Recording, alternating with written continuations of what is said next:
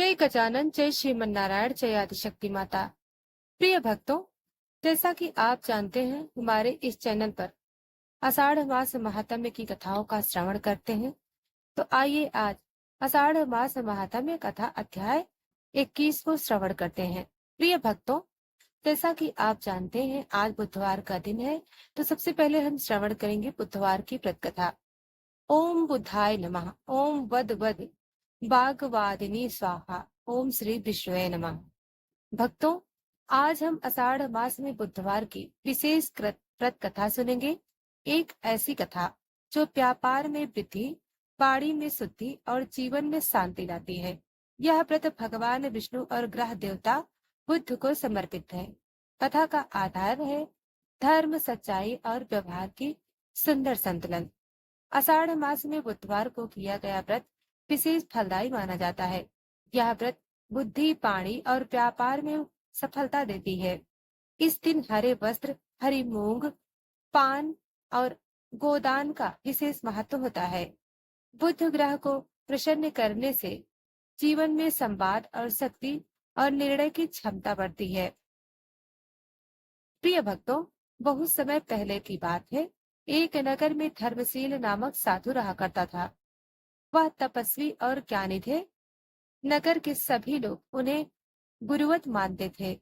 उसी नगर में एक व्यापारी धनदास नामक था, जो बहुत बड़ा व्यवसायी था, लेकिन लालच, झूठ और अहंकार से ग्रसित था।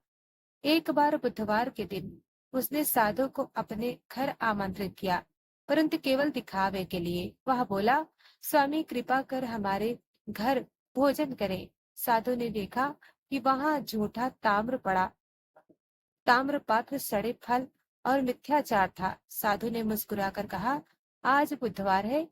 इस दिन शुद्ध मन और सत्यवाणी से ही पूजा और सेवा स्वीकार होती है। मैं भोजन नहीं करूंगा, किंतु तुमसे एक प्रश्न अवश्य करूंगा। साधु ने पूछा, क्या तुम अपने व्यापार में सदा लाभ पाते हो? धनदास हंसते हुए बोला, मैं छल से, झूठ से और चालाकी से व्यापार करता हूँ। लाभ तो होता ही है। साधु बोले, बुधवार का दिन तुम्हें यही सिखाने आया है।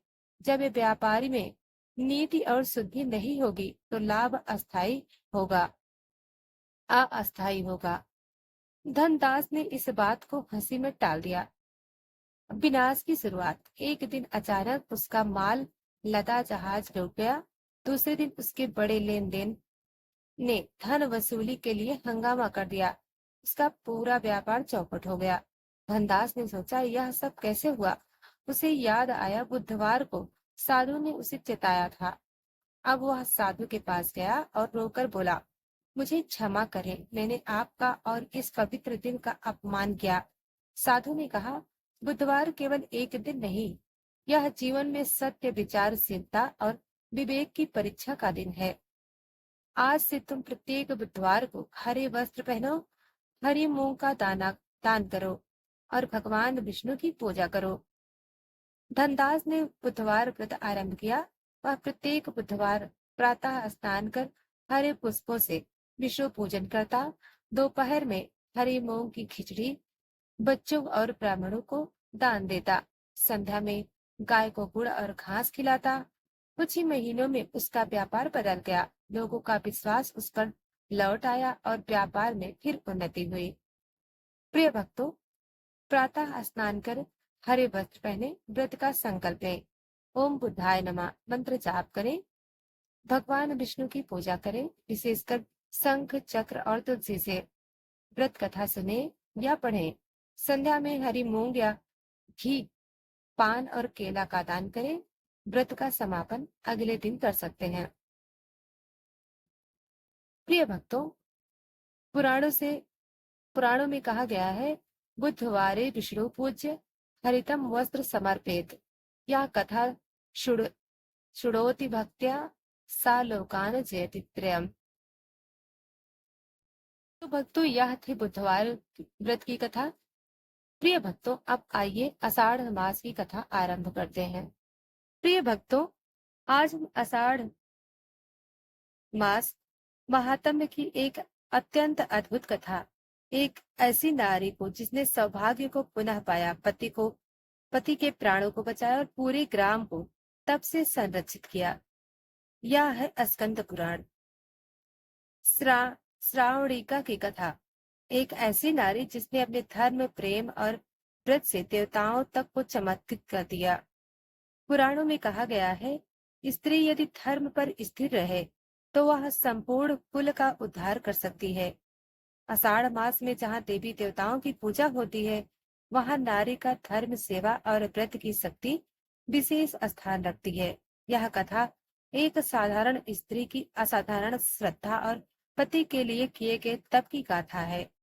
बहुत प्राचीन काल में विमलपुर नामक ग्राम में श्रावणिका नाम की एक सती स्त्री रहती थी। उसका पति विश्वरथ एक वैश्य था, ईमानदार, धर्मात्मा, परंतु अल्प आयु और दुर्भाग्यशाली। श्रावणिका का विवाह किशोरावस्था में ही हो गया था। उसने अपना जीवन सेवा, संयम और पति की लंबी आयु के लिए व्रत में समर्पित कर दिया। एक बार आषाढ़ मास की शुक्ल पक्ष की अष्टमी को विश्वरथ व्यापार हेतु नगर से बाहर गया।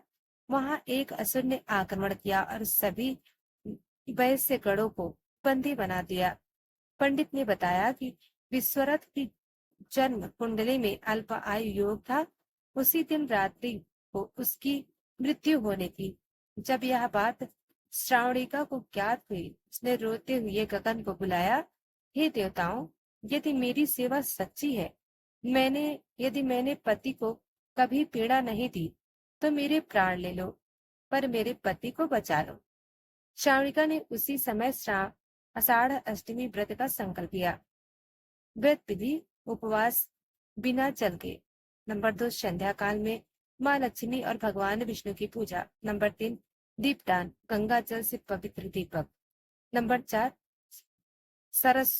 सस्वर प्रार्थना, ओम श्री हींग लक्ष्मी नारायणाय नमः।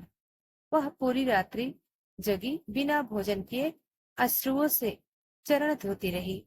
रात्रि के अंतिम प्रहर में जब श्रावणिका ने अर्धमृत अवस्था में ध्यान किया, उसे स्वप्न में माँ लक्ष्मी और भगवान विष्णु के दर्शन हुए। माँ लक्ष्मी ने कहा, हे पुत्री, तुम्हारी सेवा, संयम और समर्पण से मैं प्रसन्न हूँ। तेरे पति का जीवन रेखा मैंने बढ़ा दी है। अब वह न केवल जीवित रहेगा, बल्कि धन, संतान और कीर्ति में समृद्ध होगा। भगवान विष्णु ने वरदान दिया, तेरे व्रत के प्रभाव से विमलपुर ग्राम में अकाल रोग और कलह कभी नहीं होगा। दूसरी ओर विश्वरथ को बंदी बनाकर असुरों ने मारने का प्रयास किया, पर उसी क्षण एक दिव्य प्रभा आई और असुर अंधे हो गए। विश्वरथ को मुक्त कर गंगा तट पर छोड़ दिया गया। उसे स्वप्न में यह संदेश मिला, तेरी पत्नी की प्रार्थना ने तुझे मृत्यु से बचाया है। लौट जाओ और जीवन को धर्म के मार्ग पर चलाओ। जब विश्वरथ घर लौटा, श्रावणिका अपने मंदिर में ध्यानस्थ थी। पति को जीवित देखकर वह गदगद हो उठी। दोनों ने भगवान विष्णु को प्रणाम किया। उस दिन से श्रावणिका हर आषाढ़ अष्टमी को यह व्रत करती रही और आषाढ़ गांव की स्त्रियां भी इसे अपनाया। विमलपुर इतना पवित्र बन गया कि वहां भूत, पिशाच, अकाल और दुष्टता प्रवेश ही नहीं कर पाते थे। प्रिय भक्तों, आषाढ़ अष्टमी व्रत को स्त्रियों के लिए अत्यंत शुभ माना जाता है। जो स्त्री यह व्रत करती है, उसके पति की उम्र बढ़ती है। व्रत में मन, वचन और कर्म की पवित्रता अत्यावश्यक है। यह व्रत परिवार के कष्टों को दूर करता है और सौभाग्य बढ़ाता है। कथा श्रवण से ही पुण्य फल प्राप्त होता है। श्रावणिका चरितम पुण्यम, या स्त्री श्रेयोति श्रद्धा युक्ता सा सौभाग्यवती भवति। यह कथा नारी के धर्म, व्रत और प्रेम की सच्ची गाथा है। यदि आप नारी हैं, तो यह व्रत आपके सौभाग्य के लिए अमोघ है। यदि आप पुरुष हैं, तो यह कथा आपको धर्म में स्थिर रहने की प्रेरणा देती है। प्रिय भक्तों, आषाढ़ मास में श्रावणिका की तरह श्रद्धा रखें, संयम रखें और अपने जीवन को दिव्यता से भरें। अगर आपको यह कथा अच्छी लगी हो तो वीडियो को लाइक और चैनल को सब्सक्राइब करें। धन्यवाद।